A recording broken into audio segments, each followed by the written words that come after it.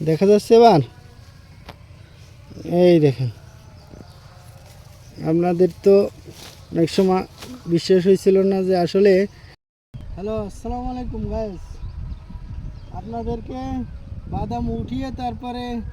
দেখানো লাগবে আপনাদের তখন উঠিয়ে ফেলছিলাম ভিডিওটা দেখাতে পারিনি এখন ছোট একটা গাছ আমি উঠাবো কিভাবে বাদাম ধরে আছে সেটা দেখানোর জন্য আপনারা আমার সাথে আসুন আর গাছগুলো একটু দেখান আমাদের কি পরিমাণ গাছ এখানে কয়টা গাছ এখানে তো অনেকগুলো গাছ কোনটা উঠাবো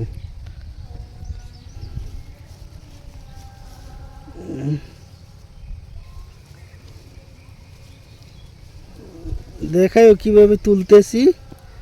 আর কিভাবে বাদাম ধরে আছে দেখা যাচ্ছে হ্যাঁ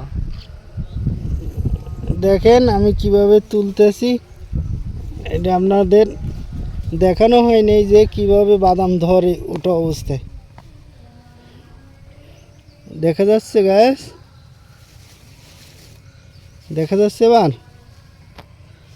এই দেখেন আপনাদের তো অনেক সময় বিশ্বাস হয়েছিল না যে আসলে কি পরিমাণ বাদাম ধরে এবার পুরো দেখাও এই দেখেন ওই সময় তো এভাবে হাতে তুলে দেখাইছি আসলে কি এটা বাদাম গাছ কিনা আপনাদের বিশ্বাস হয়নি এবার যেই মানে এসে থেকে এখন উপরে আসা থামাতে এই যে এখনও মাটি আছে এই যে দেখেন এই যে এটা আপনাদের আরও ক্লিয়ার করার জন্য আরেকটা বাদাম আপনাদের সামনেই আমি দেখেন ছিলতেছি তাইলে বুঝতে পারবেন যে আসলে এটা বাদাম এই দেখেন এই দেখেন এই যে আমি খাই আপনারা দেখেন আমি খাইতেছি ভাই সেই স্বাদ আরেকটা খাইতেছি দেখেন এরকম তাজা বাদাম গাছ থেকে এমনি বাদাম ডাইরেক্ট খাওয়ার সবার সৌভাগ্য হয় না যেমন আমার সর্বপ্রথম সৌভাগ্য হয়েছে এটা আমার আপাদের বাগান মানে আমি বরিশালে আসি বেড়াতে এখানে আমাদের চাষ করতেছে আর কি